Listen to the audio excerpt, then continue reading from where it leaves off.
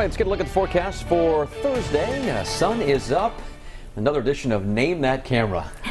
I looked at this earlier, Michelle, and I started guessing. Newport, Hotel Viking, North Kingstown, maybe. Narragansett. Nope. I was nope, 0 for 3. It's from our fleet camera up in Providence. As you can see, the sun up over the tree line there, but right at the surface, some fog. Yeah. So kind of a spooky view again. That deck of clouds and fog, very shallow. So I do expect us to see it kind of mixed up and clearing out here more quickly today than what we had yesterday. Let's go ahead and take a look at some of our other cameras. The fog is thick in Newport, so you were right about that, Patrick. And we're seeing some of that little bit of sun through the fog in North Kingstown as well this morning. Then you get up into North Scituate and it's much brighter. Good visibility here. Our threat tracker is elevated due to the commute conditions this morning with the thick fog. We have a dense fog advisory in effect until 9 a.m. So watch for that poor visibility in spots and some slower travel. It quickly improves 9-10 o'clock this morning.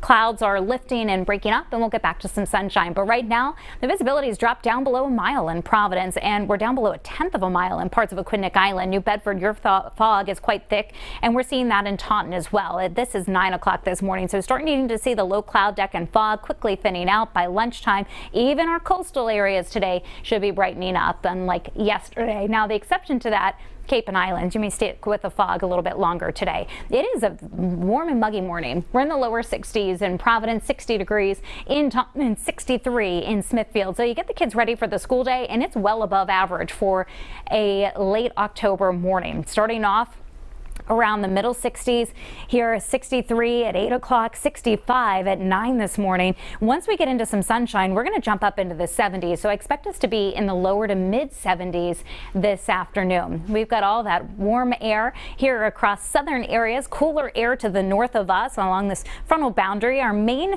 weather feature is this area of high pressure that's in control. This boundary just kind of washes out, and the showers that are associated with that warm front will stick up to the north of us. So we're looking at dry skies for today and some pretty quick improvements. As I mentioned this morning, you can see those clouds moving out. The temperatures upper 60s to around 70 degrees by 11 a.m. A mix of sun and clouds this afternoon, but dry and mild. Lower to middle 70s. Inland spots along the eastern Massachusetts coastline. Winds are going to turn to the east, and that will keep you much cooler there than what we're going to be experiencing away from the water's influence. 6 o'clock this evening, mid to upper 60s expected early on in the evening. It'll be a cooler night. At midnight, we're already back to the 50s, which we haven't seen the last few nights, and we'll cool to the lower to mid 50s by dawn tomorrow morning. 8 a.m. any low clouds and fog will give way to brighter skies, and it's looking like a mostly sunny day on Friday, but it won't be as warm, not hitting the 70s, instead the mid to upper 60s. We're keeping an eye on Hurricane Epsilon. For a time it was a major hurricane. It's now back to a category 2 with 110-mile-an-hour winds.